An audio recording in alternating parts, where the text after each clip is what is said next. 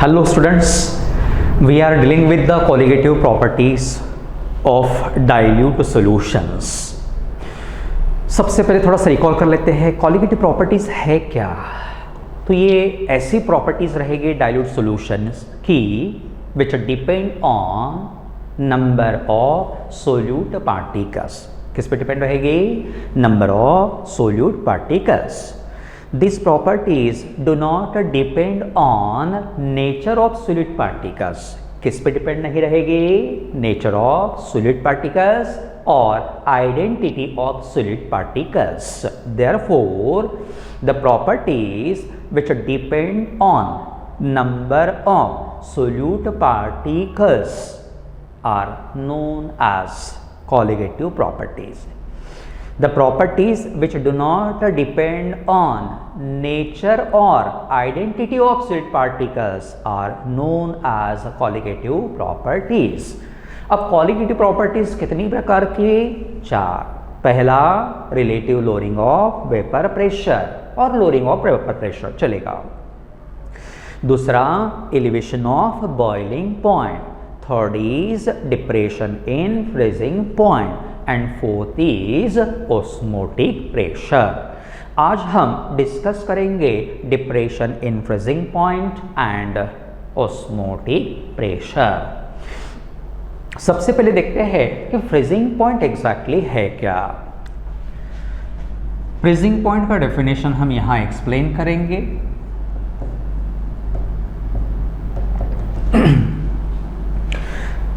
Freezing का मतलब क्या होता है? डे टू डे लाइफ में ऐसे कोई एग्जाम्पल आप दे पाएंगे विच बिलोंग टू फ्रीजिंग? तो कई सारे एग्जाम्पल्स हमारे डे टू लाइफ में हम ऑब्जर्व करते हैं जो फ्रीजिंग का एग्जाम्पल्स रहेंगे। फॉर एग्जाम्पल देखिए कौन सा रहेगा। समर में धूप काले में खास करके हम आइस का यूज़ करते हैं। ये आइस कैसे बनाते हैं हम घर में?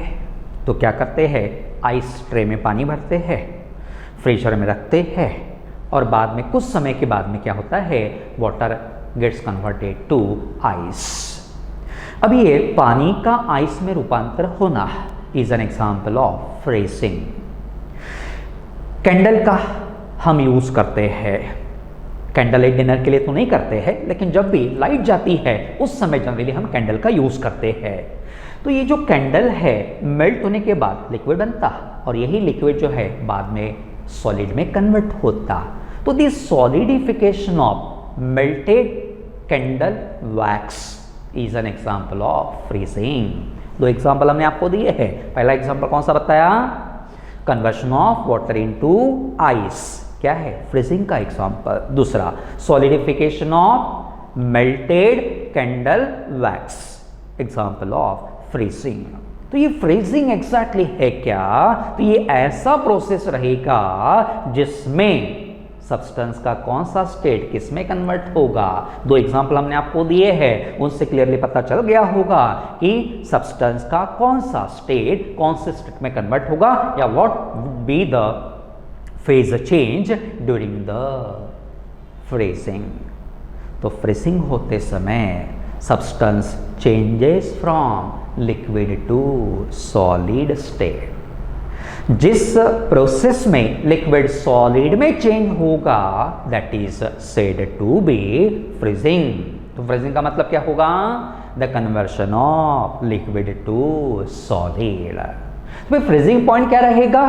तो हम इस प्रकार से सोच सकते हैं कि जिस पॉइंट पे लिक्विड का सॉलिड में रूपांतर होगा उसे फ्रीजिंग पॉइंट कहना। ऐसा टेम्परेचर जिस पे लिक्विड का सॉलिड में रूपांतर होगा उसे हम फ्रीजिंग पॉइंट कहेंगे। But this is not the scientific definition. तो साइंटिफिक डेफिनेशन क्या रहेगा फ्रीजिंग पॉइंट का? देखिए जरा, हम लेते हैं वेसल में हम पानी भरेंगे। This is a beaker filled with water. इसको हम कूल करेंगे तो क्या होगा, इस वाटर का टेम्परेचर धीरे धीरे कम होगा। टेम्परेचर डिक्रीज हो गया तो kinetic energy of molecules also decreases, क्योंकि आपने पढ़ा है kinetic energy is directly proportional to temperature, इसलिए टेम्परेचर कम हुआ तो काइनेटिक एनर्जी भी कम होगी। काइनेटिक एनर्जी कम होने के कारण मॉलिक्यूल्स का मोशन भी धीरे धीरे कम होगा। मोशन कम होते होते क्या होगा, मॉलिक्यूल्स एक दूसरे के करीब आएंगे। मोशन कम होने के कारण क्या होगा, मॉलिक्यूल्स एक दूसरे के करीब आएंगे और अट्रैक्शन भी धीरे धीरे बढ़ते जाएगा, जिसके कारण एक टेम्परेचर ऐसा मिलेगा जिस पे liquid gets converted to solid, and this temperature at which liquid converts to solid is known as freezing point, but scientific definition क्या कहता है, ये ऐसा टेम्परेचर रहेगा जिसपे लिक्विड और सॉलिड दोनों फेजेस इक्विलिब्रियम में रहेंगे और दोनों का वेपर प्रेशर इक्वल रहेगा। फ्रीजिंग पॉइंट ऐसा टेम्परेचर रहेगा जहां पे लिक्विड और सॉलिड दोनों फेजेस इक्विलिब्रियम में रहेंगे और दोनों का वेपर प्रेशर भी कैसे रहेगा, इक्वल रहेगा। Therefore the temperature at which vapour pressure of liquid becomes equal to vapor pressure of its own solid in equilibrium with it is known as freezing point।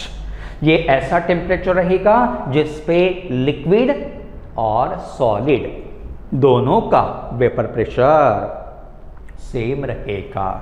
Liquid और solid दोनों equilibrium में रहेंगे।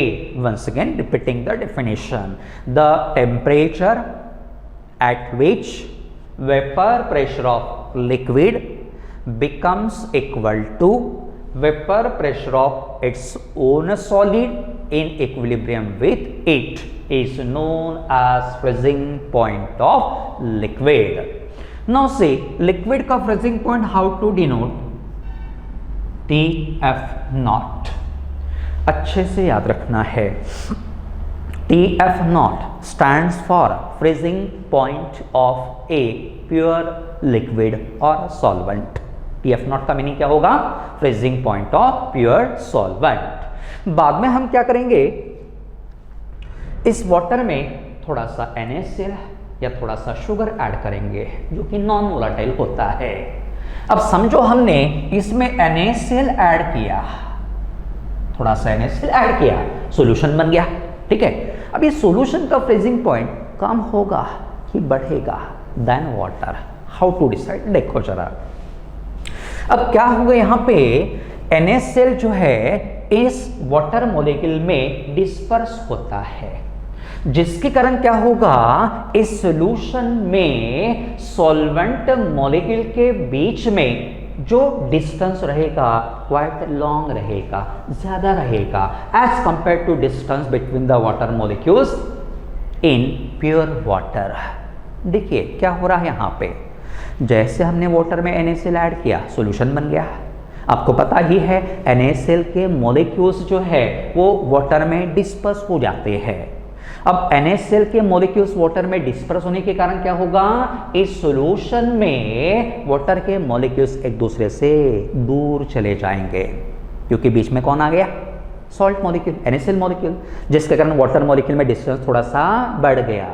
Distance water molecules के बीच में ज्यादा रहता है in solution as compared to distance between water molecules in pure water. अब सॉल्यूशन में वाटर मॉलिक्यूल के बीच में डिस्टेंस कैसा है, ज़्यादा हो गया, तो ऑब्वियसली इन पार्टिकल्स को एक दूसरे के करीब लाने के लिए हमें क्या करना पड़ेगा, उनके मोशन को कम करना पड़ेगा। मोशन को कम करने के लिए हमें क्या करना पड़ेगा, उनकी काइनेटिक एनर्जी को डिक्रीज करना पड़ेगा। और काइनेटिक एनर्जी कब कम होती है, जब इसका टेम्परेचर हम कम करेंगे। तो देखिए जब NaCl को पानी में हम डिसॉल्व करेंगे तो उसका टेम्परेचर कम करना पड़ेगा ताकि मॉलिक्यूल्स एक दूसरे के करीब आएंगे और फ्रीज हो जाएगा सब्सटेंस, जिसके कारण क्या होगा, हमें जो फ्रीजिंग पॉइंट मिलता है सॉल्यूशन का always less than pure solvent. देखिए हमें क्या करना है, यहाँ कंफ्यूजन क्रिएट होता है। सॉल्यूशन का फ्रीजिंग पॉइंट सॉल्वेंट से ऑलवेज कम रहेगा। रीजन याद रखना है, सॉल्यूशन में सॉल्वेंट के मॉलिक्यूल्स एक दूसरे से दूर होते हैं as compared to molecules present in pure solvent pure solvent. यहाँ सॉल्वेंट मॉलिक्यूल्स एक दूसरे से दूर होने के कारण उन्हें पास लाने के लिए हमें उनका मोशन कम करवाना पड़ेगा। मोशन स्लो करने के लिए उनकी काइनेटिक एनर्जी को कम करवाना पड़ेगा, और काइनेटिक एनर्जी कम करने के लिए हमें टेम्परेचर को भी डिक्रीज करना पड़ेगा। देयरफॉर यहाँ सॉल्यूशन में जो टेम्परेचर मिलेगा that will be less as compared to solvent. Hence remember well, when NaCl or non-volatile solute is added to water, freezing point of solvent definitely decreases. Remember well, freezing point of solution is always less than freezing point of pure solvent. और इन दोनों में जो difference रहेगा उसे हम denote करेंगे by delta TF. इसको पढ़ना depression in freezing point. Delta TF stand for depression in freezing point.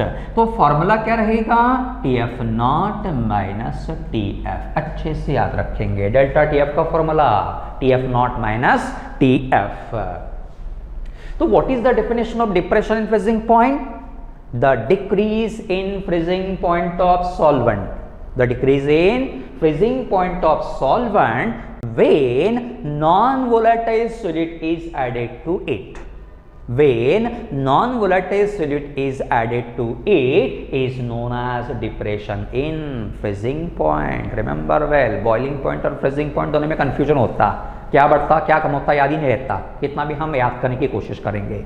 तो याद रखना, जब भी हम सॉल्वेंट में नॉन वोलेटाइल सॉल्यूट ऐड करेंगे, boiling point increases, freezing point decreases.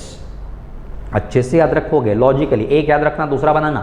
Boiling point बढ़ता है, ये आपने याद रखा, तो फ्रीजिंग पॉइंट कम होता है। इस प्रकार से याद रखेंगे, कंफ्यूजन नहीं होगा। तो इस प्रकार से remember well, when non-volatile solute is added to a solvent, its freezing point decreases. तो आप यहाँ क्या याद रखोगे, सबसे पहले freezing point का definition, the temperature at which vapor pressure of liquid becomes equal to vapor pressure of its own solid in equilibrium with it is known as freezing point of liquid. Symbol क्या रहेगा, TF not.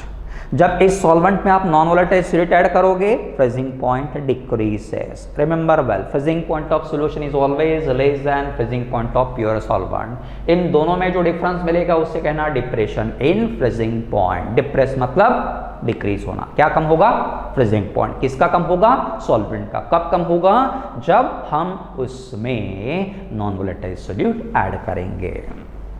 तो इस प्रकार से formula आपको याद रखना है। Next is relation between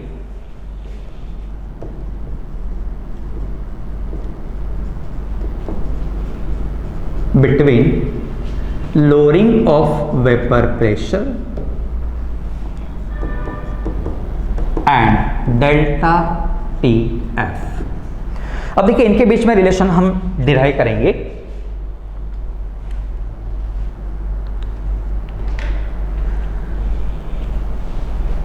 graph बनाना पड़ेगा। ऑलरेडी हमने एक्सप्लेन किया है relation between vapour pressure, lowering of vapour pressure and delta T B. Same way में हमें जाना है। तो ग्राफ किस प्रकार से बनाएंगे, देखिए यहां रहेगा टेम्परेचर और यहां रहेगा vapour pressure. We have to plot the graph between vapour pressure and temperature. अब वेपर प्रेशर कितने कंपोनेंट्स के लिए रहेगा, देखिए तो पहला जो कंपोनेंट रहेगा इस प्रकार से, इसको हम लिखते हैं सॉलिड सॉल्वेंट।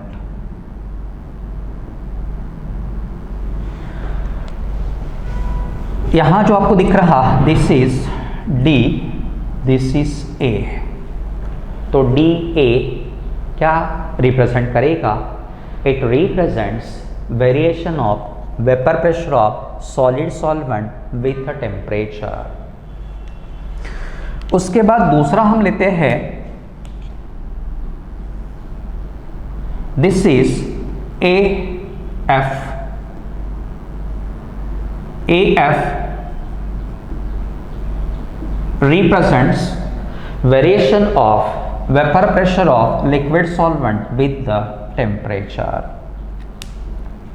तीसरा हम बनाएंगे, ये रहेगा C, ये रहेगा E, ये रहेगा फॉर सॉल्यूशन। तो curve CA represents the variation of vapor pressure of solution with temperature. ठीक है, इस प्रकार से 3 कर्व्स हमें प्लॉट करना है। ठीक, अब देखो पॉइंट ए को देखिए जरा, ये ग्राफ बनाते समय आपको दिख ही रहा है कि सॉल्यूशन का जो कर्व रहेगा ऑलवेज सॉल्वेंट के नीचे रहेगा। Why? Because vapour pressure of solution is less than that of your solvent, इसलिए नीचे रहेगा। ठीक, अब देखिए ये पॉइंट ए को देखना क्या ऑब्जर्वेशन रहेगा, तो at point A vapour pressure of solid solvent and liquid solvent equal. देखिए जरा पॉइंट ए पे क्या हो रहा, सॉलिड और लिक्विड दोनों सॉल्वेंट का वेपर प्रेशर सेम है, इसीलिए इससे जुड़ा हुआ जो टेम्परेचर रहेगा इसे आप क्या कहोगे? जिस टेम्परेचर पे सॉलिड और लिक्विड दोनों का वेपर प्रेशर इक्वल होता है उससे कहते हैं फ्रीजिंग पॉइंट ऑफ सॉल्वेंट। क्या कहेंगे?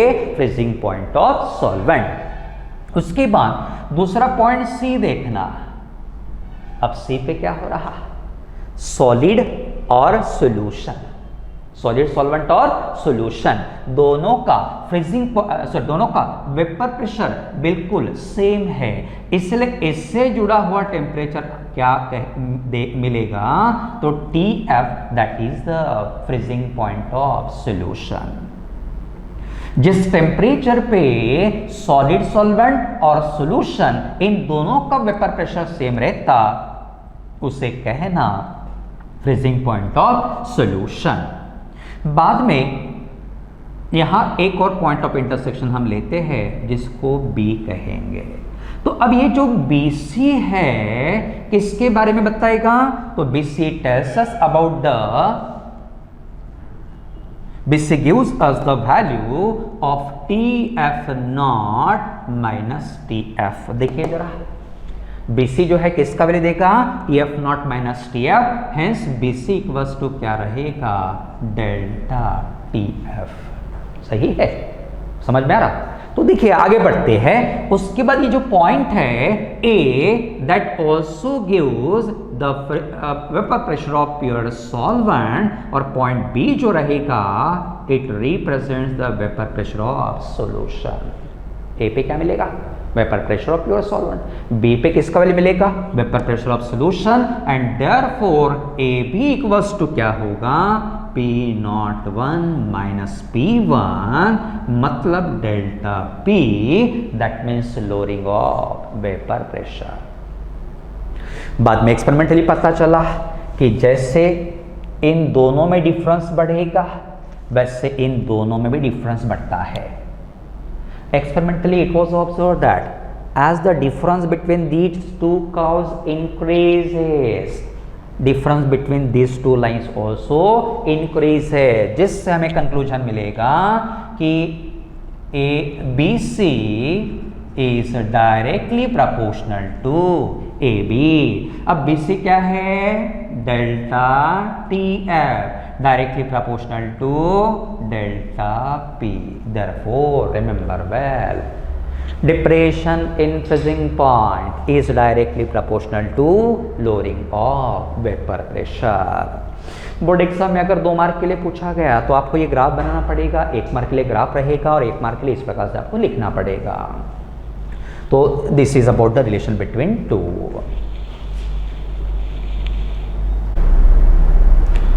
Determination of molecular weight of solute from delta TF। अब देखिए यहां हम डेरिवेशन देखते हैं किस प्रकार से रहेगा। एक्सपेरिमेंटली हमने ऑब्जर्व किया है कि delta TF is directly proportional to molarity. मतलब क्या, मोलारिटी जितनी ज़्यादा रहेगी सॉल्यूशन की उतना डेल्टा TF ज़्यादा रहेगा। ठीक है, अब इस प्रोपोर्शनलिटी को इक्वेशन में कन्वर्ट करेंगे तो डेल्टा TF इक्वल्स टू एक कांस्टेंट लेना पड़ेगा KF इनटू मोलारिटी। इसको इक्वेशन 1 देते हैं। अब देखिए यहाँ KF क्या रहेगा, तो KF is called molar depression constant. KF को क्या कहोगे, मोलर डिप्रेशन कांस्टेंट और क्रायोस्कोपिक कांस्टेंट और फ्रीजिंग पॉइंट डिप्रेशन कांस्टेंट। 3 नाम दिए हैं। पहला मोलर डिप्रेशन कांस्टेंट, दूसरा क्रायोस्कोपिक कांस्टेंट, तीसरा freezing point depression constant. Cryoscopy क्यों कहा गया, क्रायोस्कोपी, क्रायो का मतलब होता है to freeze, cryo Greek word जिसका मतलब क्या होगा, टू फ्रीज। ठीक है, यहां पे हम फ्रीजिंग कैरी आउट कर रहे हैं इसलिए इस कांस्टेंट को नाम दिया क्रायोस्कोपिक कांस्टेंट। अब इसको डिफाइन कैसे करना, तो हम कंडीशन लेते हैं molality of A solution B1 इस इक्वेशन में रखेंगे, मिलेगा delta TF equals to KF, molality 1 है। अब इससे क्या डेफिनेशन हम बनाएंगे, तो depression in freezing point, depression in freezing point of 1 molar solution, depression in freezing point of 1 molar solution is known as molar depression constant. एक molar solution के द्वारा जितना डेल्टा TF प्रोड्यूस किया जाएगा उसे कहना मोलर डिप्रेशन कांस्टेंट, राइट। अब unit क्या रहेगा, तो यहां पे हमारे पास फॉर्मूला है delta TF equals to KF into molality. तो KF का फॉर्मूला क्या होगा, delta TF upon molality. Delta TF का यूनिट क्या रहेगा, केल्विन। मोलैलिटी का यूनिट रहेगा molal, small m stands for molal, MOLAL, molal. तो देखिए पहला यूनिट तो हमें मिल गया केल्विन पर मोलर, दूसरा यूनिट कौन सा रहेगा, और केल्विन अपॉन मोलर को ही हम लिख सकते हैं मोल पर केजी। मोलर को हम क्या लिख सकते हैं, मोल पर केजी। इसलिए इसको आप रीअरेंज करोगे तो यूनिट मिलेगा केल्विन केजी पर मोल। इस प्रकार से याद रखना है, unit of KF is kelvin KG पर मोल।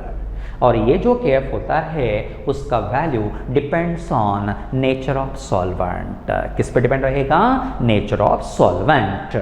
अब हम क्या करेंगे, इस मोलैरिटी की वैल्यू निकालेंगे। तो उसके लिए हम एक सॉल्यूशन बनाते हैं जिसमें W1 gram of solute B dissolved in W2 gram of solvent, sorry W2 gram of solvent हम लेंगे dissolve in W1 gram of solvent. Solute का वेट कितना लेना, W2 ग्राम, सॉल्वेंट का वेट कितना रहेगा, W1 ग्राम। ऐसा सॉल्यूशन हमने बनाया जिसमें W2 gram of solute is present in W1 gram of solvent. इससे हम क्या निकालेंगे, number of moles of solute. Formula क्या है, वेट अपॉन मोलिकुलर वेट। ये आपको याद ही रखना पड़ेगा। नंबर ऑफ मोल्स का formula fixed, wait upon molecular wait, mass upon molar mass चलेगा। अब वेट कितना है इसका, देखिए W2 अपॉन मोलिकुलर वेट का सिंबल M2 रहेगा। देन मोलरिटी निकालेंगे, फॉर्मूला क्या है, number of moles of solute upon mass of solvent in KG. Molarity का फॉर्मूला भी आपको याद करना पड़ेगा, number of moles of solute upon mass of solvent in KG. अब number of moles of solute N2, what is the value? W2 upon M2। Mass of solvent in KG, हमने जो solvent का wait लिया वो ग्राम में है, उसको KG भी करना पड़ेगा। कन्वर्शन फैक्टर कौन सा रहेगा? W1 into 10 to the power -3 kg। -3 ऊपर जाएगा, 10 टू द पावर +3 होगा, मतलब 1000 रहेगा। एंड देयरफॉर हमें मिलेगा 1000 W2 upon M2 into W1। Molarity का वैल्यू हमें मिल गया। हम ये वैल्यू इक्वेशन 1 में रखेंगे। देखिए तो हमें मिलेगा नया equation, delta TF equals to KF into 1000 W2 upon M2 into W1। इसको रीअरेंज करेंगे तो M2 का फॉर्मूला मिलेगा 1000 KF into W2 upon delta TF into W1. This formula can be used to determine molecular weight of non-volatile solute from depression in freezing point. This technique is known as cryoscopy. Determination of molecular weight of non-volatile solute from depression in freezing point is known as cryoscopy. इस प्रकार से 3 mark का derivation पूछा जा सकता है board exam में, आपको अच्छे से याद रखना है।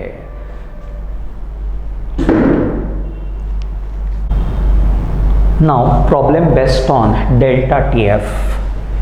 A 5% aqueous solution by mass of cane sugar, molar mass cane sugar का दिया है 342 ग्राम पर mole, has freezing point of 271 kelvin. अब देखिए यहाँ पे पहला जो सॉल्यूशन दिया है उसमें 5% केन शुगर कंपोजिशन दिया है, मोलर मास 342 और उसका फ्रीजिंग पॉइंट दिया है 371 kelvin. Calculate freezing point of 5% aqueous glucose solution. अब इसकी मदद से हमें क्या करना है? ग्लूकोज सॉल्यूशन का फ्रीजिंग पॉइंट फाइंड आउट करना है। What is given here? Freezing point of pure water is 273.15 kelvin. तो सबसे पहले डेटा हम लिखेंगे जो दिया है, सॉल्यूशन गिवन।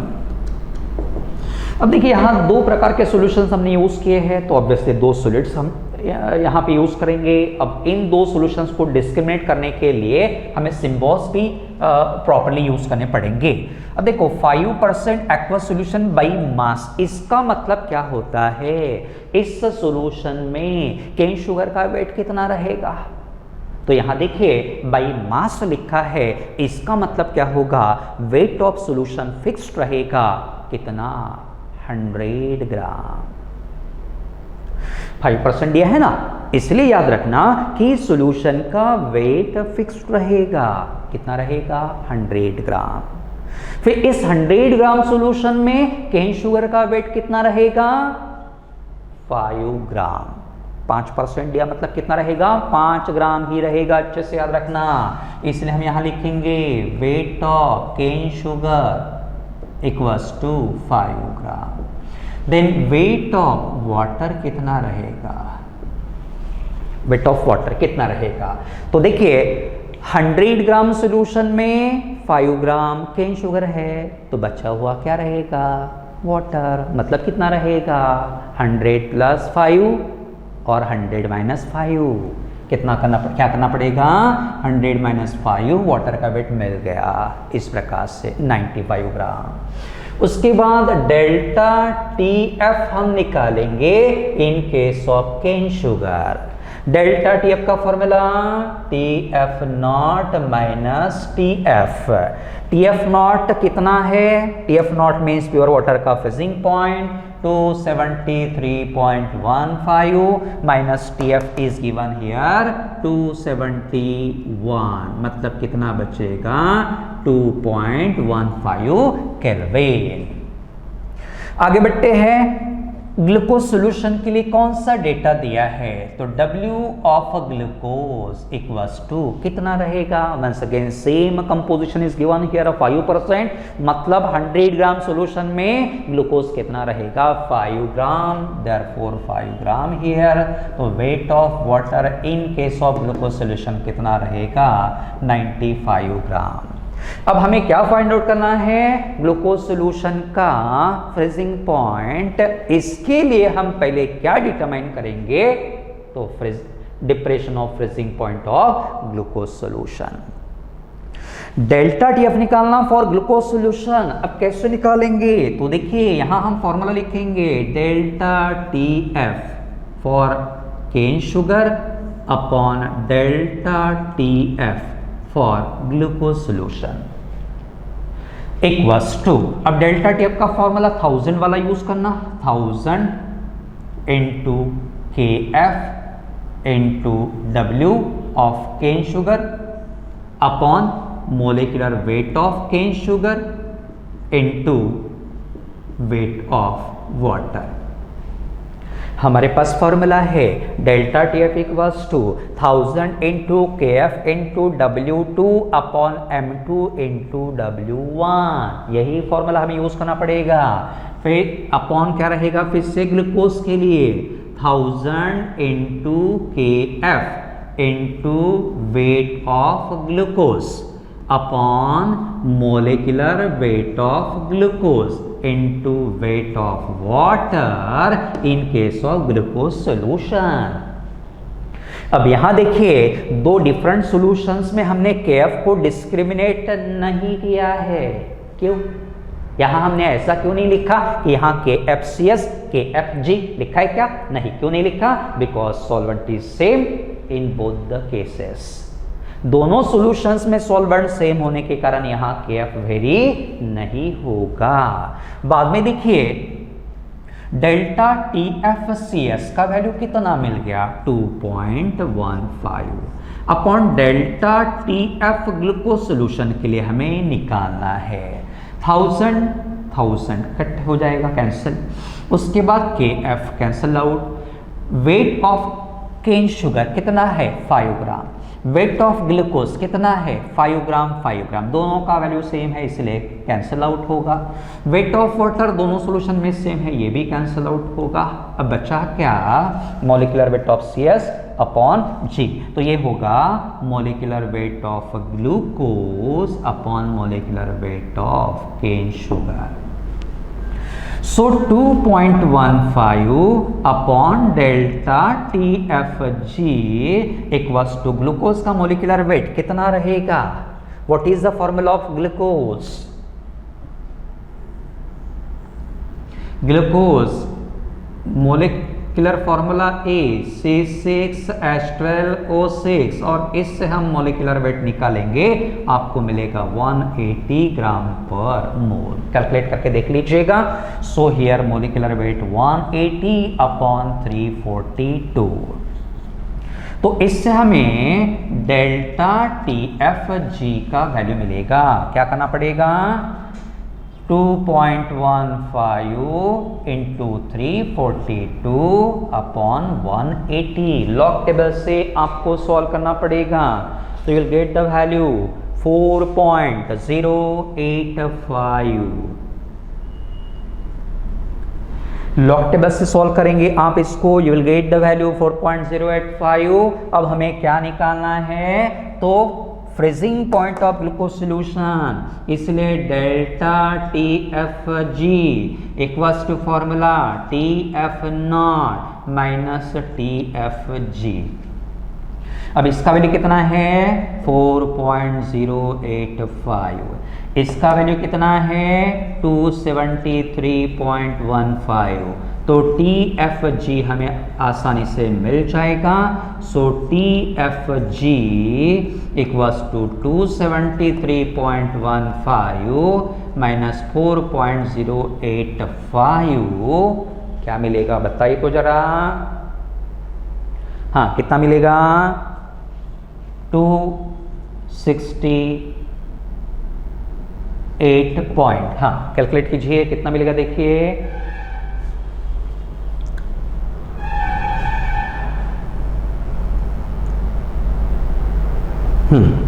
273 ओके 269 प्लस 4 यहाँ मिलेगा 6065 kelvin.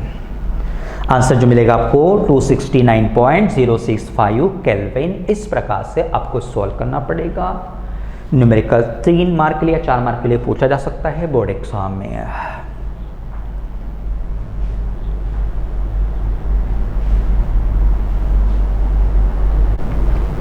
Last colligative property osmotic pressure. This property is related to very important phenomena in case of living organism, and that phenomenon is the osmosis। देखिए हमारे सर्वाइवल के लिए वाटर की आवश्यकता होती है, प्लांट्स के सर्वाइवल के लिए भी पानी की आवश्यकता होती है, या कोई भी लिविंग ऑर्गेनिज्म हो उसके सर्वाइवल के लिए के वाटर इज़ वेरी इंपॉर्टेंट, ठीक है ना। तो ये जो पानी का मूवमेंट होता है हमारे बॉडी में या लिविंग ऑर्गेनिज्म के बॉडी में, that takes place through the osmosis. Therefore very important phenomenon in case of living organism. अब ये ऑस्मोसिस है क्या, उसके पहले हम डिस्कस करते हैं semi permeable membrane SPM, semi permeable membrane exactly है क्या। तो देखिए जरा हम कौन से सॉल्यूशंस को यहां यूज करेंगे, बाइनरी सॉल्यूशंस जिसमें कितने कंपोनेंट्स होते हैं, 2 कंपोनेंट्स, एक सॉलिड दूसरा सॉल्वेंट रहेगा। तो क्या होगा इस मेम्ब्रेन थ्रू कोई एक मतलब 2 में से सिर्फ एक ही कंपोनेंट पास होगा। इस मेम्ब्रेन थ्रू कितने कंपोनेंट पास होंगे, सिर्फ एक। 2 में से सिर्फ एक ही कंपोनेंट पास होता है, इसलिए semi permeable. Why semi permeable, क्योंकि 2 में से कितने कंपोनेंट पास होंगे इस membrane through, only 1।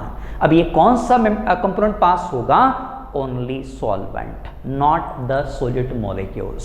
Therefore the membrane which permits the passage of solvent molecules only through it is known as semi-permeable membrane.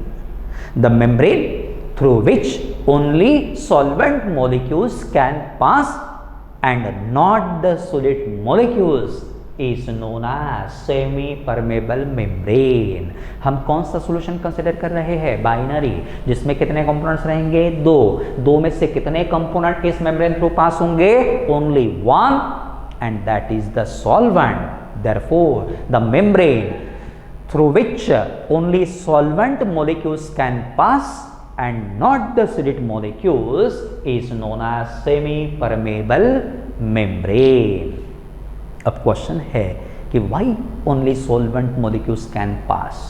तो आंसर इस प्रकार से रहेगा, इस सॉल्वेंट मॉलिक्यूल का जो पार्टिकल साइज रहेगा that will be less than pore size of this membrane. Solvent का जो पार्टिकल साइज रहेगा, मॉलिक्यूलर साइज रहेगा, वो छोटा रहेगा than the pore size of this membrane, ठीक है। अब ये सेमी परमेबल मेम्ब्रेन 2 प्रकार के आते हैं। इसके 2 प्रकार हैं, पहला रहेगा नेचुरल, दूसरा आर्टिफिशियल। सेमी परमेबल मेम्ब्रेन 2 प्रकार के, पहला नेचुरल, दूसरा आर्टिफिशियल। अब नेचुरल किससे बनेगा, ऑब्वियसली नेचुरल मटेरियल से, like animals bladder, then plant cell wall, animal cell wall, और parchment paper, parchment paper, sorry यहाँ लिखेंगे हम पार्चमेंट पेपर और सेलोफेन। सेलोफेन क्या है? तो ये सेल्यूलोज से ऑब्टेन किया जाता है बाय केमिकल ट्रीटमेंट। एक थीन शीट रहता है, लेयर रहता है, थीन शीट जो बनाया जाता है obtain from regenerated cellulose. Regenerated cellulose का मतलब the cellulose obtain by chemical treatment. उसका थीन शीट जब हम बनाएंगे तो उसको सेलोफेन कहेंगे, और ये सेलोफेन क्या रहेगा? Natural semi permeable membrane. तो नेचुरल सेमी परमेबल मेम्ब्रेन किस किस से बनेगा? Animal bladder, potato membrane, cellophane, then parchment membrane, plant cell wall, जो भी रहेगा ऑल आर नेचुरल। ठीक है, लेकिन नेचुरल सेमी परमेबल मेम्ब्रेन का एक ड्रॉबैक है, ये वीक होता है, ज़्यादा प्रेशर को ये सह नहीं सकता है, डैमेज होता है, ब्रेक होता है, इसीलिए इसको हम यूज़ नहीं करते हैं। तो फिर हम कौन सा यूज़ करेंगे? प्रैक्टिकल पर्पस के लिए हम आर्टिफिशियल सेमी परमेबल मेम्ब्रेन का यूज़ करते हैं। अब ये आर्टिफिशियल सेमी परमेबल मेम्ब्रेन किससे बनाया जाता? तो it can be prepared by using copper ferrocyanide. इसका कोटिंग किया जाता है, हमें मिलेगा आर्टिफिशियल, या हम सिलिकेट्स ऑफ निकल का यूज कर सकते हैं, या gelatinous precipitate of calcium phosphate का भी हम यूज कर सकते हैं during in the preparation of this artificial semi permeable membrane. तो इनमें से किसी की भी मदद से हम आर्टिफिशियल सेमी परमेबल मेम्ब्रेन बना सकते हैं, which is a strong membrane. It can withstand up to a pressure of 300 atmosphere. 300 atmosphere तक का प्रेशर ये सह सकता है, डैमेज नहीं होगा। इसलिए हम प्रैक्टिकल पर्पस के लिए आर्टिफिशियल सेमी परमेबल मेम्ब्रेन का ही यूज करते हैं। अब आगे बढ़ते हैं, ऑस्मोसिस को हम एक्सप्लेन करेंगे। What is osmosis? देखिए जरा, एबेनोलेट ने इसे एक्सप्लेन किया है, इंट्रोड्यूस बाय एबेनोलेट। अब इन्होंने एक्सपेरिमेंट परफॉर्म किया, किस प्रकार से देखिए जरा।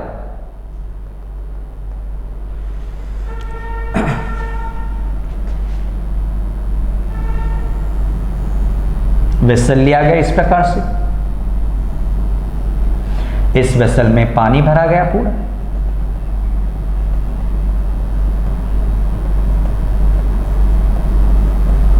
Water filled in this beaker और वेसल। उसके बाद इसमें एक फिसल फनेल को रखा गया,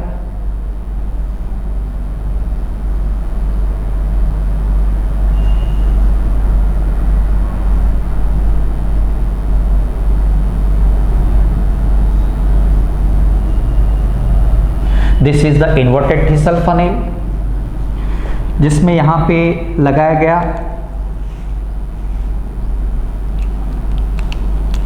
this is semi permeable membrane. At this and ये वाटर, प्योर सॉल्वेंट रहेगा वाटर यहां पे। फिर इस फिसल फनेल में भरा गया था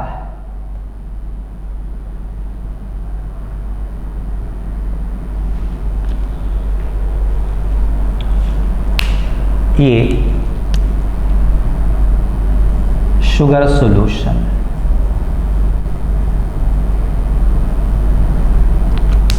शुगर सॉल्यूशन इस प्रकार से भरा गया था यहां पे।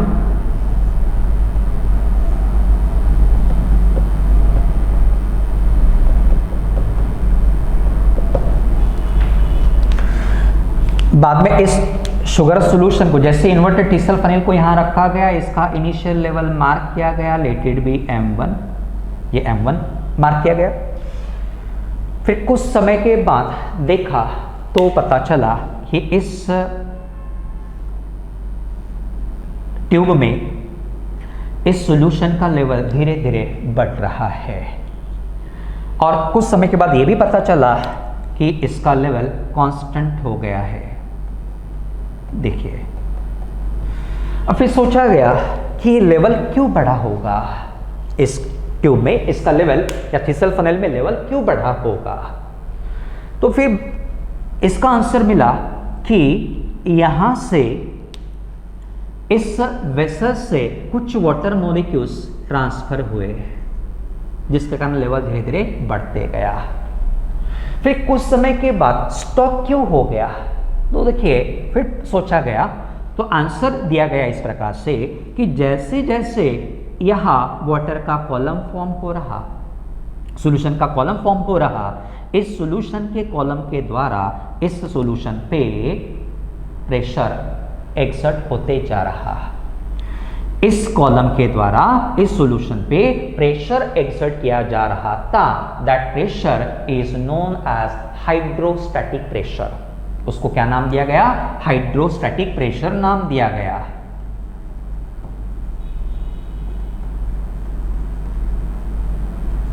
अब जैसे जैसे इसका हाइट बढ़ते गया, वैसे वैसे इस सॉल्यूशन पे हाइड्रोस्टैटिक प्रेशर भी बढ़ते गया, और ऐसे होते होते एक स्टेज आई जिस पे क्या हुआ, जितने वाटर मॉलिक्यूल्स इस थिसल फनेल में एंटर कर रहे थे, उतने ही वाटर मॉलिक्यूल्स यहां से बाहर निकल रहे थे। जितने वाटर मॉलिक्यूल्स यहां से अंदर आ रहे थे, उतने ही वाटर मॉलिक्यूल्स यहां से बाहर निकल रहे थे, जिसके कारण इसका लेवल स्टेडी हो गया, मार्क्ड एज M2। देखिए व्हाट इज हैपनिंग हियर, जैसे जैसे सॉल्यूशन का कॉलम यहाँ हाइट बढ़ते गया, वैसे वैसे इस सॉल्यूशन पे इस कॉलम के द्वारा एक्ट होने वाला प्रेशर भी धीरे धीरे बढ़ते गया। बढ़ते बढ़ते एक स्टेज आ गई जहां पे जितने मॉलिक्यूल्स यहां से इधर आ रहे थे, उतने ही मॉलिक्यूल्स वाटर के थिसल फनेल से निकलकर इस वेसल में जा रहे थे, जिसके कारण सॉल्यूशन का लेवल कांस्टेंट हो गया, स्टेडी हो गया। ठीक है, अब देखिए इस प्रोसेस में एक्जैक्टली क्या हुआ है, तो वाटर मॉलिक्यूल कहां से कहां ट्रांसफर हो गए, from this vessel to funnel. Water molecules are transferred from vessel to funnel. अभी वेसल जो है उसमें प्योर वाटर इज टेकन, कोई सॉलिड डिसॉल्व है क्या, नहीं, कोई भी सॉल्यूट डिसॉल्व नहीं है, इसलिए हम इसको कहेंगे डाइल्यूट सॉल्यूशन। लेकिन यहां सॉल्यूशन में शुगर इज डिसॉल्व हियर, इसलिए हम इसे कहेंगे कॉन्सेंट्रेटेड सॉल्यूशन। इस प्रकार से देखिए कि water is transferred from dilute to concentrated solution through the semi permeable membrane. This process is known as osmosis. Therefore, the flow of solvent from dilute to concentrated solution through semi-permeable membrane is known as osmosis. कौन flow होगा, solvent कहां से कहां, from dilute to concentrated solution through semi permeable membrane is known as osmosis. Semi permeable membrane जरूरी है, लिखना ही पड़ेगा, otherwise you will not get the credit, क्योंकि एसपीएम हम यूज नहीं करेंगे तो that will be the diffusion, osmosis नहीं कहलाएगा। इसलिए याद रखना यहां सेमी परमेबल मेम्ब्रेन लिखना जरूरी है।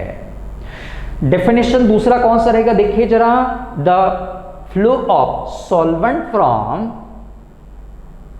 pure solvent compartment to solution compartment. Pure solvent compartment to solution compartment is also known as osmosis, but through the semi-permeable membrane. Simple way में याद रखना, the flow of solvent from dilute solution to concentrated solution through semi-permeable membrane is known as osmosis. अब आगे बढ़ते हैं, देखिए यहाँ पे ये कॉलम फॉर्म हुआ है, इस सॉल्यूशन के कॉलम के द्वारा इस सॉल्यूशन पे प्रेशर एक्सर्ट किया जाएगा, जिसको हमने नाम दिया हाइड्रोस्टैटिक प्रेशर। प्रेशर धीरे धीरे बढ़ेगा और एक स्टेज आएगी जहाँ पे यहाँ से इधर जाने वाले वाटर मॉलिक्यूल और यहाँ से बाहर आने वाले वाटर मॉलिक्यूल की संख्या बिल्कुल इक्वल हो जाएगी, इसलिए हम कहते हैं कि इक्विलिब्रियम एस्टैब्लिश नाउ। अब जितने मॉलिक्यूल यहां से इधर गए उतने मॉलिक्यूल यहां से बाहर निकल आए, मतलब क्या हुआ, वो सॉल्यूशन का लेवल स्टेडी हो गया और हम कहेंगे कि नाउ ऑस्मोसिस इज स्टॉप्ड। क्यों? क्योंकि यहां सॉल्यूशन का लेवल स्टेडी हो गया। जितने वाटर मॉलिक्यूल्स अंदर आ रहे थे फनल में उतने ही वाटर मॉलिक्यूल्स बाहर निकल रहे हैं, इसलिए हम कहेंगे कि now osmosis is stop. And to stop this osmosis hydrostatic pressure required is called osmotic pressure. उसको हम क्या कहेंगे? ऑस्मोटिक प्रेशर कहेंगे। Therefore the pressure exerted on a solution, the pressure exerted on a solution to stop the osmosis is known as osmotic pressure. The pressure exerted on solution to stop the osmosis is known as osmotic pressure. इस प्रकार से osmotic pressure का definition रहेगा और इस osmotic pressure को हम पाई से डिनोट करेंगे। इसका फॉर्मूला रहेगा HdG और H रो G भी चलता है। HdG में H का मतलब क्या होगा?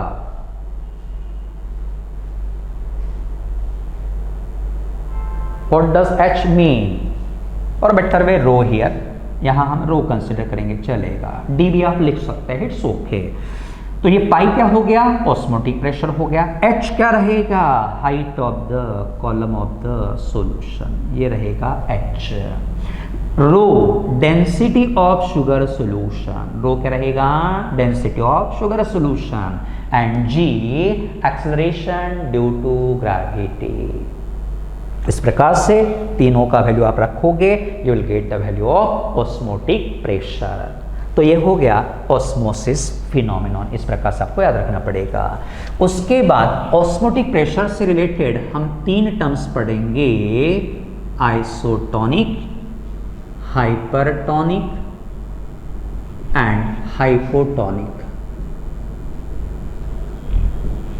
सॉल्यूशंस।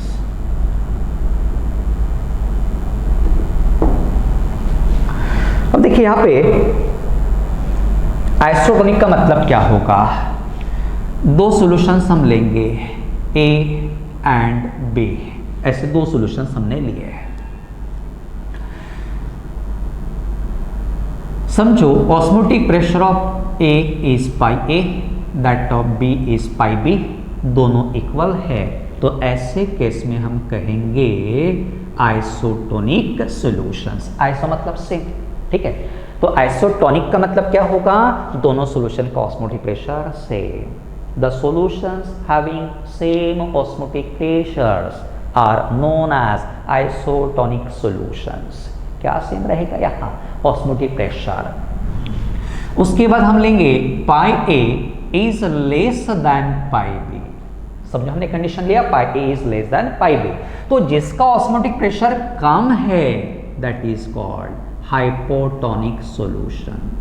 हाइपो मीन्स लो, जिसका ऑस्मोटिक प्रेशर लोअर है, कम है, उसको हाइपोटोनिक कहना, और जिसका ऑस्मोटिक प्रेशर ज्यादा है उसे हाइपरटोनिक कहना। The solution having lower osmotic pressure than the solution of then the osmotic pressure of other solution is known as hypotonic solution, and the solution having higher osmotic pressure is known as hypertonic solution. तो आपको तीनों terms का definition याद रखना है, board exam में पूछा गया था 3 मार्क के लिए। तो सबसे पहले हम किसको याद रखेंगे? आइसोटोनिक सॉल्यूशन को। क्या रहेगा? मतलब दोनों सॉल्यूशन का ऑस्मोटिक प्रेशर बिल्कुल सेम रहेगा। जिसका ऑस्मोटिक प्रेशर कम रहेगा उसे कहना हाइपोटोनिक सॉल्यूशन, जिसका ऑस्मोटिक प्रेशर ज़्यादा रहेगा उसे कहना हाइपरटोनिक सॉल्यूशन। एक एग्जांपल बता देता हूँ, आरबीसीज या ब्लड फ्लूइड जो रहेगा उसका जो ऑस्मोटिक प्रेशर रहेगा that is same as osmotic pressure of 0.9% NaCl solution, और इसीलिए हम इन दोनों को कहेंगे आइसोटोनिक सॉल्यूशंस। जो ब्लड फ्लूइड होता है उसका ऑस्मोटिक प्रेशर, और 0.9% NaCl का ऑस्मोटिक प्रेशर बिल्कुल सेम रहता, इसलिए हम दोनों को क्या कहेंगे, आइसोटोनिक सॉल्यूशंस कहेंगे। इस प्रकार से ऑस्मोसिस हो गया। उसके बाद आगे बढ़ते हैं। नेक्स्ट जो रहेगा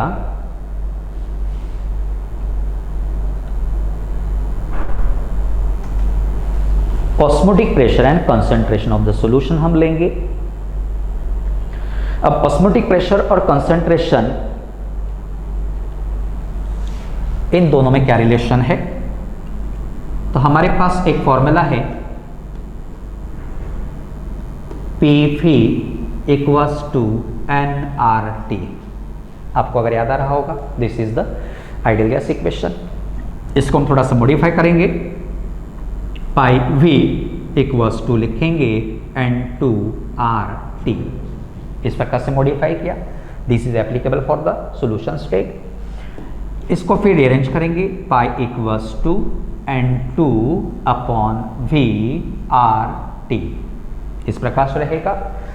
नाउ N2 बाई V क्या होगा? N2 means number of moles of solute. V stands for volume of solution. Number of moles of solute divided by volume of solution is known as concentration.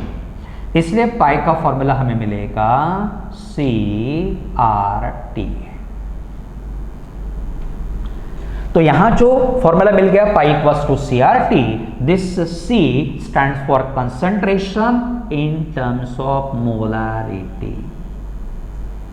देखिए यहां पे हमने जो concentration use करना है in terms of molarity. R gas constant, R क्या रहेगा? Gas constant, और T रहेगा एब्सोल्यूट टेम्परेचर जो कि केल्विन में रहता है। अब यहां मोलारिटी हमने यूज की, इसके पहले तो हमने मोलारिटी का यूज किया था, यहां मोलारिटी क्यों रहेगा? तो देखो जो हम ऑस्मोटिक प्रेशर निकालेंगे वो कांस्टेंट टेम्परेचर पे है, ठीक है, और कांस्टेंट टेम्परेचर पे ही निकाल रहे हैं ऑस्मोटिक प्रेशर का वैल्यू, इसलिए हम मोलारिटी को यहां यूज करेंगे। तो याद रखना, osmotic pressure can be determined at constant temperature, therefore molarity used here.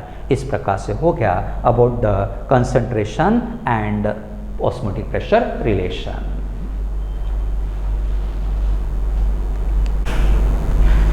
How to determine molecular weight from osmotic pressure? हमारे पास फॉर्मूला है कौन सा? Pi V equals to N2RT। उसके बाद पाई V इक्वल्स टू N2 क्या है? Number of moles of solid. उसको कैसे निकालना? Formula weight upon molecular weight. Weight कितना रहेगा? W2, मोलिकुलर वेट रहेगा M2RT। इससे M2 का फॉर्मूला हमें मिलेगा W2RT upon pi into V। इस प्रकार से फॉर्मूला आप यूज करोगे तो M2 क्या रहेगा? Molecular weight of solute, W2 wait of solute, R gas constant, T absolute temperature, pi osmotic pressure in atmosphere, और V रहेगा वॉल्यूम इन लीटर।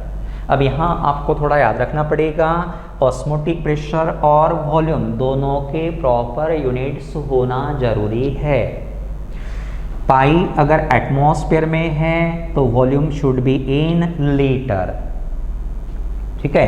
अगर नहीं है, कुछ और यूनिट यूज किया जाता है, समझो यहाँ यूज किया जाएगा न्यूटन पर मीटर स्क्वायर पाई के लिए, तो आपको वॉल्यूम का यूनिट यूज करना पड़ेगा मीटर क्यूब। देखिए यहाँ याद रखना है, पाई एटमॉस्फेयर में होना चाहिए, वॉल्यूम किस में होना चाहिए? लीटर में। अगर पाई न्यूटन पर मीटर स्क्वायर में दिया रहा और पास्कल में, तो volume should be in metre cube. Conversion factor आपको यूज करने पड़ेंगे।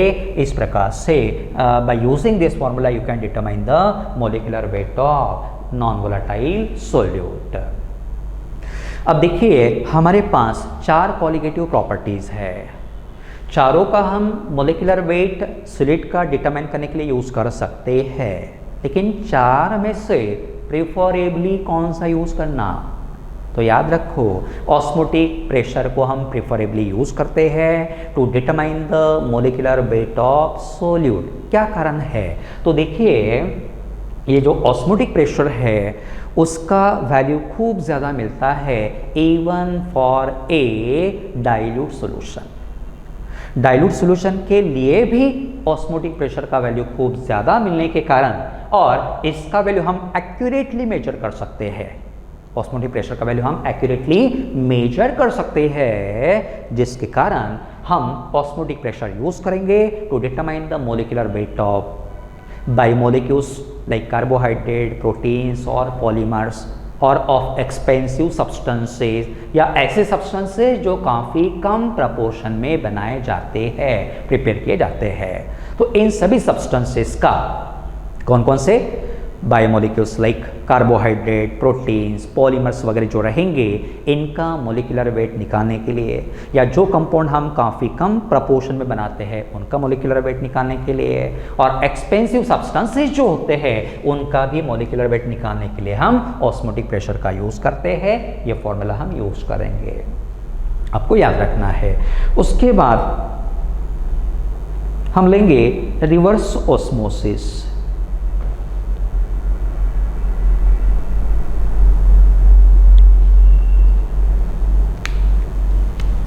Next is reverse osmosis. अभी रिवर्स ऑस्मोसिस एग्जैक्टली कहाँ यूज किया जाता है? देखिए, सी वाटर का टेस्ट सॉल्टी होता है, नमकीन रहता है। क्यों? क्योंकि इसमें सॉल्ट का परसेंटेज खूब ज़्यादा, तकरीबन 3.5%। अब समुद्र के पानी में सॉल्ट का प्रपोर्शन खूब ज़्यादा रहता है, इसलिए हम इसे पी नहीं सकते हैं। तो इसे ड्रिंकेबल बनाने के लिए कौन सा टेक्निक यूज़ किया जाता? Reverse osmosis. अब रिवर्स ऑस्मोसिस हम किस प्रकार से कैरी आउट करेंगे? तो एक वेसल यहाँ पे रहेगा,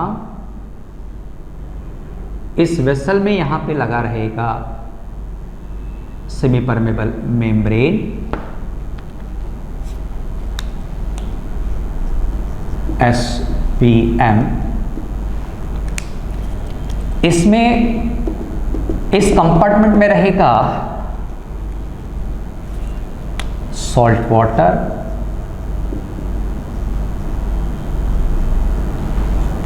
दूसरे कंपार्टमेंट में यहां रहेगा ये जो आपको दिख रहा है, this is nothing but the fresh water.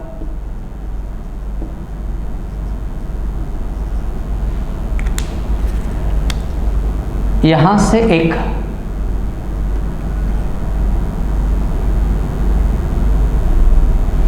Outlet रहेगा,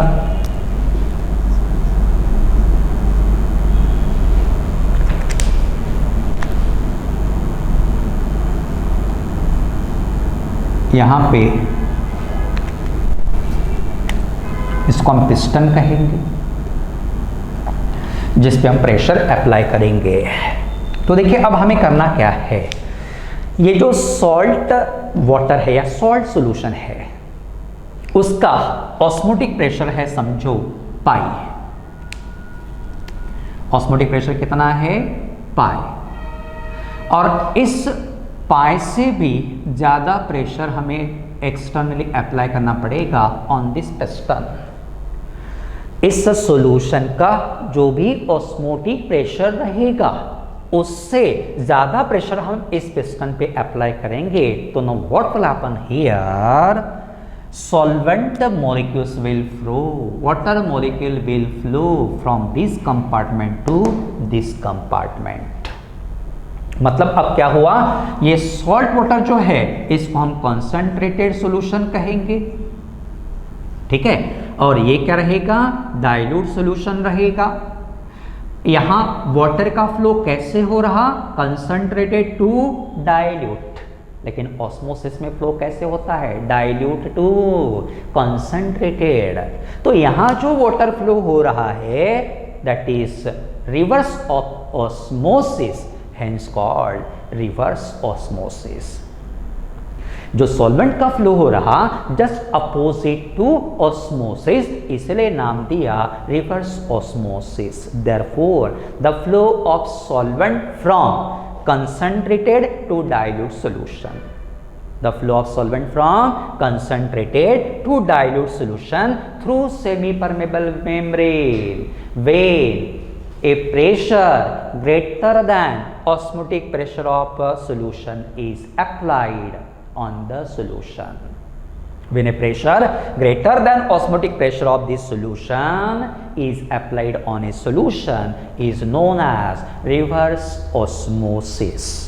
तो इस प्रकार से डीसैलिनेशन ऑफ सी वाटर करते समय हम रिवर्स ऑस्मोसिस का यूज करते हैं। तो क्या करना होगा, देखिए इस कंपार्टमेंट में हमने सॉल्ट वाटर लिया है जिसका ऑस्मोटिक प्रेशर पाई रहेगा, फिर इस सॉल्यूशन पे हम प्रेशर अप्लाई करेंगे which is greater than osmotic pressure of this solution, जिसके कारण क्या होगा, सॉल्वेंट मॉलिक्यूल फ्लो होंगे from this compartment to this compartment through semi permeable membrane.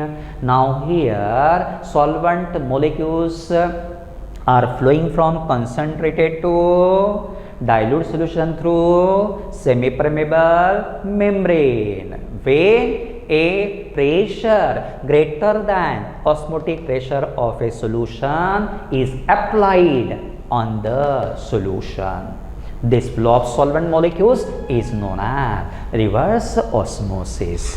और कहाँ हम यूज करेंगे, in the desalination of sea water, saline water. आपको याद रखना है डेफिनेशन, और ये फिगर भी अच्छे से बना के देखिएगा। Now colligative properties of electrolytes, यहाँ दो एग्जांपल हम लेंगे। पहला रहेगा 0.1 मोलर NaCl सॉल्यूशन, दूसरा रहेगा 0.1 मोलर सुक्रोज सॉल्यूशन। आपको पता ही है NaCl forms ions, hence called electrolyte. Sucrose solution में आयंस नहीं बनाता, हेंस नॉन इलेक्ट्रोलाइट। NaCl को कहना electrolyte because it produces ions. Sucrose ions नहीं बनाता, नॉन इलेक्ट्रोलाइट कहलाएगा। तो फिर इन दो सॉल्यूशंस का कॉलिगेटिव प्रॉपर्टीज में क्या रिलेशन रहेगा, तो देखिए हमने कॉलिगेटिव प्रॉपर्टीज का डेफिनेशन आपको पढ़ाया है। ऐसी property which depend on number of solute particles in the solution are known as colligative properties. अब सॉल्यूशन में सोल्यूट पार्टिकल की संख्या ज्यादा रहेगी तो कॉलिगेटिव प्रॉपर्टी का वैल्यू ज्यादा मिलेगा, पार्टिकल की संख्या कम रहेगी ऑब्वियसली कॉलिगेटिव प्रॉपर्टी का वैल्यू कम रहेगा। अब हम देखते हैं कहां पार्टिकल्स की संख्या ज्यादा रहेगी, तो NaCl दो प्रकार के आयंस बनाता, Na positive plus Cl negative, दो आयंस यहां पे बन गए। लेकिन यहां सुक्रोज कोई आयंस नहीं बनाता, तो देखिए अब आयंस की संख्या कहां पे ज्यादा है, NaCl सॉल्यूशन में, इसलिए colligative property of NaCl solution is greater than colligative property of sucrose solution। लेकिन इसका वैल्यू कितना रहेगा, तो यहाँ NaCl ने दो आयंस बनाए हैं, इसलिए colligative property of NaCl solution कितना रहेगा, equals to 2 into colligative property of sucrose solution. क्यों ऐसा, क्योंकि NaCl हैज प्रोड्यूस्ड 2 आयंस, इसलिए यहाँ डबल रहेगा। अगर 3 आयन प्रोड्यूस करता तो ट्रिपल रहता। इस प्रकार से याद रखोगे कि कॉलिगेटिव प्रॉपर्टीज का वैल्यू इलेक्ट्रोलाइटिक सॉल्यूशन के लिए ज्यादा रहेगा than that for the non electrolytic solution. Next है van Hoff factor.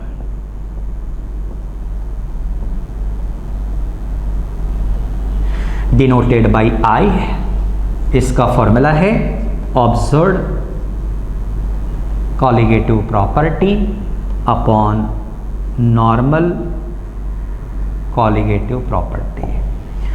Observed means experimentally जो वैल्यू मिलेगा, normal means theoretical with the help of formula. Therefore ratio of observed value of colligative property to the normal value of colligative property is known as Van 't Hoff factor. Simple definition है, the ratio observed value of colligative property to the normal value of colligative property is known as van't Hoff factor. Observed experimentally मिलने वाला रहेगा, normal theoretically with the help of formula हम determine करेंगे। दूसरा formula कौन सा रहेगा, अब देखिए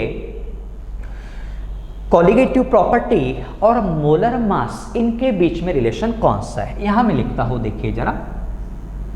हमारे पास फॉर्मूला है कौन सा, molecular weight equals to in terms of osmotic pressure क्या रहेगा, W2RT upon pi into V, ऐसा एक फॉर्मूला है। अब ये मोलिकुलर वेट और ये ऑस्मोटिक प्रेशर, इन दोनों में कौन सा रिलेशन है बताइए, डायरेक्टली और इनवर्सली, फॉर्मूले से पता चल रहा, inversely proportional. Remember well, molecular weight of solute is always inversely proportional to colligative property. कोई भी हो, चार में से कोई भी कोलिगेटिव प्रॉपर्टी हो, उसमें और मोलिकुलर वेट ऑफ सोल्यूट में इनवर्सली प्रोपोर्शनल रहेगा, जिसके कारण अब दूसरा फॉर्मूला जो बनाएंगे इन टर्म्स ऑफ मोलर मास वो कैसे रहेगा, तो ऑब्जर्व की जगह हमें लिखना पड़ेगा नॉर्मल मोलर मास अपॉन रहेगा ऑब्जर्व्ड मोलर मास। इस प्रकार से दूसरा फॉर्मूला आप यूज करेंगे ताकि आपको वैन ट हॉफ फैक्टर का वैल्यू मिलेगा। एक और फॉर्मूला हम लिखेंगे, वो जो रहेगा actual moles of particles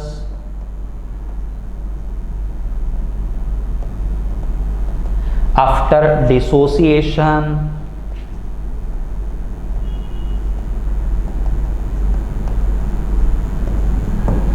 upon, denominator में रहेगा moles of solute dissolved in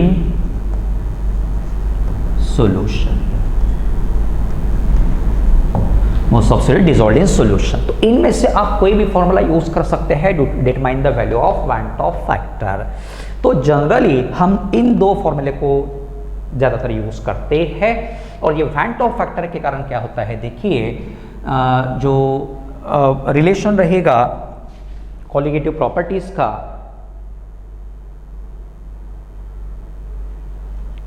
वो इस प्रकार से भी हम एक्सप्रेस कर सकते हैं, I equals to delta P upon delta PO, delta TB upon delta TBO, delta TF upon delta TFO equals to pi upon pi O। देखिए अब हमने ऐसे फॉर्मूले लिखे हैं in terms of colligative properties.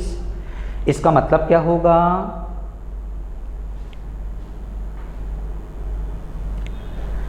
यहाँ सब्सक्रिप्ट हमने यूज किया O, यहाँ कोई भी सब्सक्रिप्ट यूज नहीं किया है। तो ये जो विदाउट सब्सक्रिप्ट आपको दिख रहे हैं, these all are for electrolytic solutions and these are for the non electrolytic solution of same concentration. Electrolyte अगर हम यूज करेंगे तो ये वैल्यूज यूज करना पड़ेगा, नॉन इलेक्ट्रोलाइट यूज करेंगे तो ये वैल्यूज रहेगी, बट कॉन्सेंट्रेशन दोनों सॉल्यूशन का कैसे रहेगा, सेम रहेगा। अब हम एग्जांपल लेते हैं KNO3 डिसोसिएट कैसे होगा, K positive and NO2 negative. तो इसके लिए I का वैल्यू कितना रहेगा, 2, 1 + 1 2।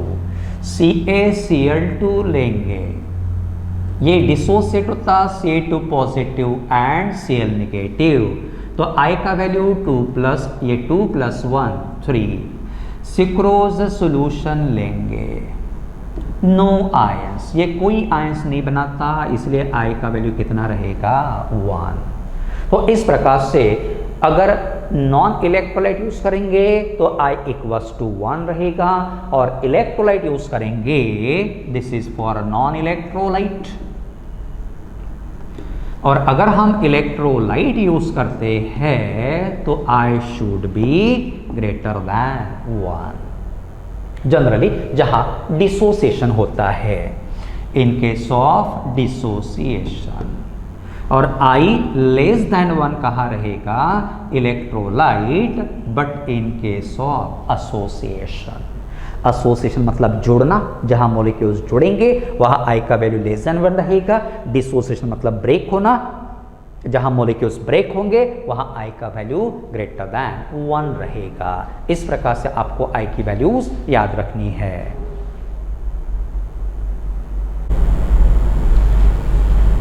Modification of expressions of colligative properties. अब देखिए हमने कई प्रकार के एक्सप्रेशंस देखे हैं in all colligative properties, like in lowering of vapour pressure, then elevation of boiling point, depression of freezing point और ऑस्मोटिक प्रेशर। सभी में हमने कई सारे एक्सप्रेशंस डिराइव किए हैं।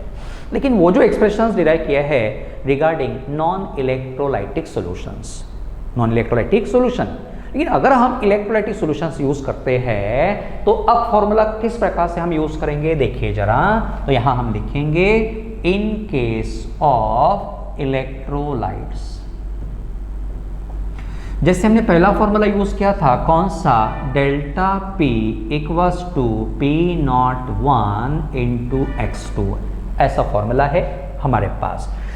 This is for non electrolytic solution. अगर हमें इलेक्ट्रोलाइटिक सॉल्यूशन के लिए यूज करना है तो multiply this bye went Hoff factor I।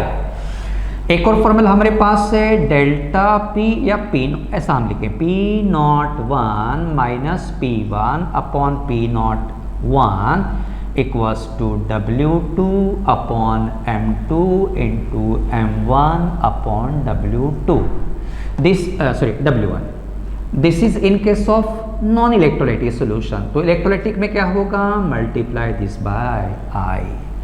Second है हमारे पास delta TB equals to Kp into molality.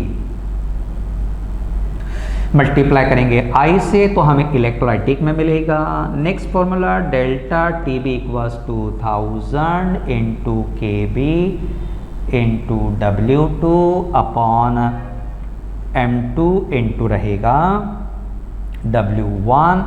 इसको भी हम कितने से मल्टीप्लाई करेंगे ताकि हमें फॉर्मूला मिलेगा in case of electrolytic solution I से। तीसरा फॉर्मूला सिमिलर वे में रहेगा for delta TF equals to I into KF into molality,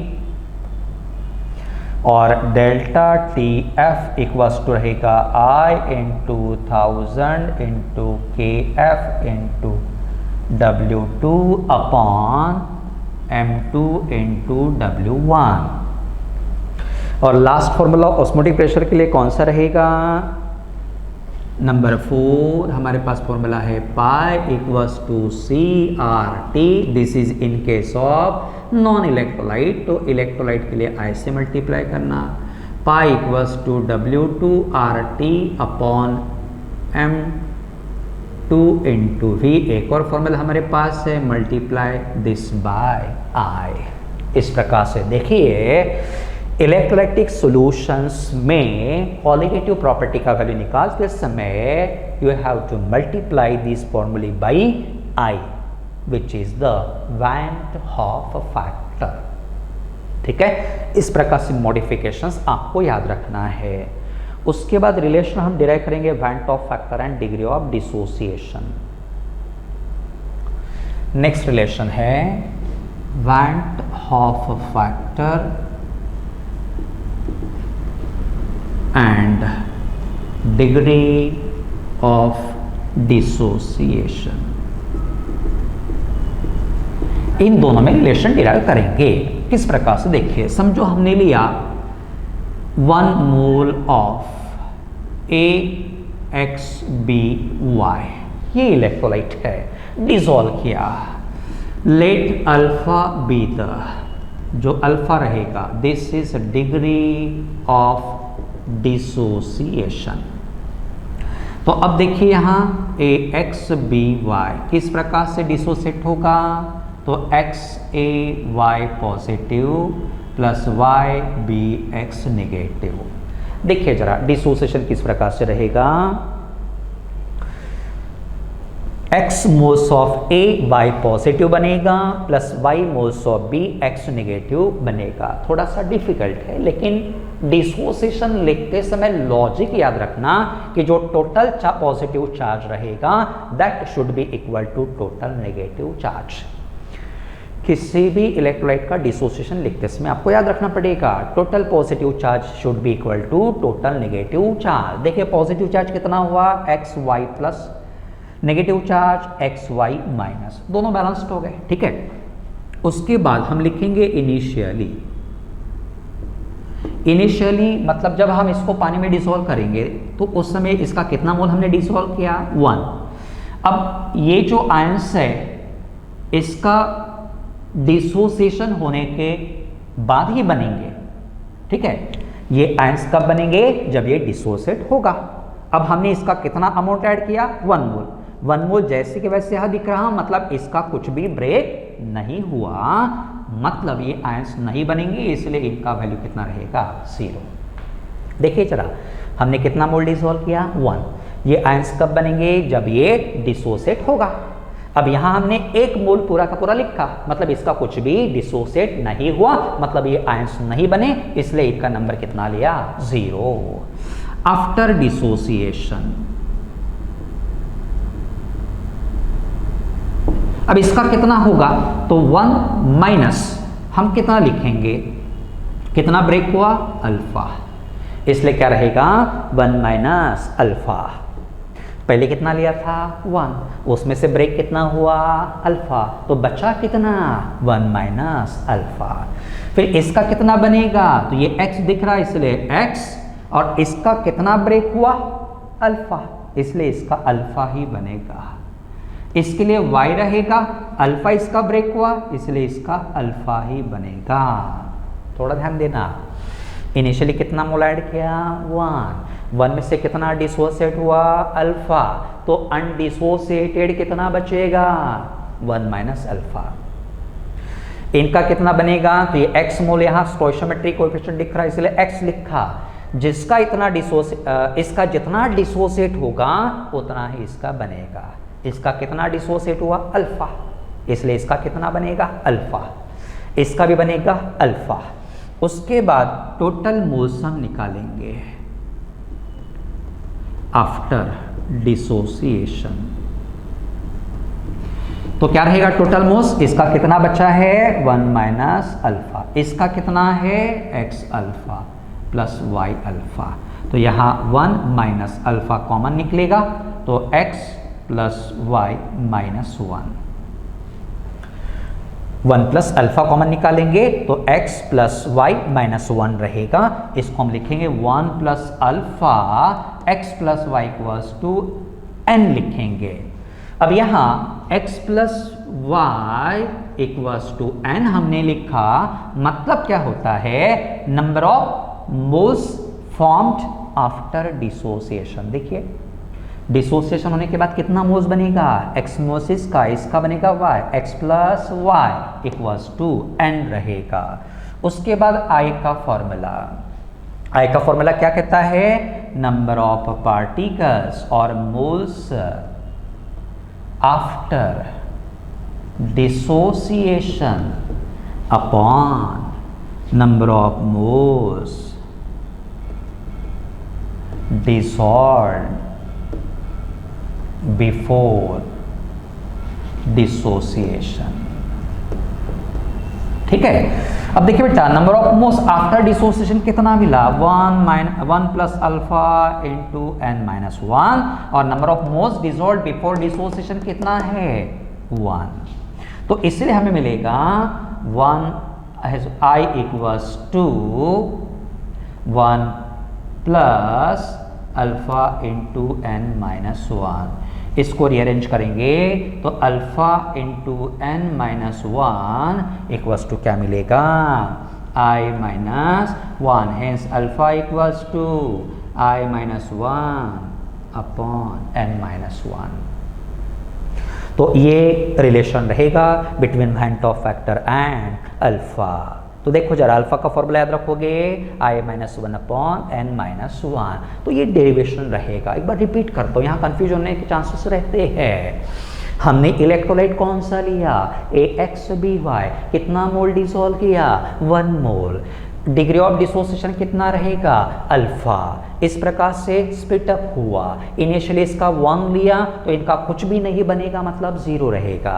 after dissociation इसमें से कितना डिसोसिएट हुआ, अल्फा, बचा कितना, 1 माइनस अल्फा।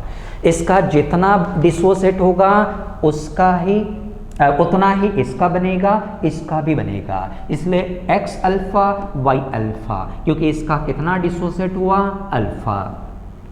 टोटल मोल मतलब इन सबको ऐड करना, प्लस अल्फा कॉमन निकलेगा, x प्लस y की जगह पे n लेना है।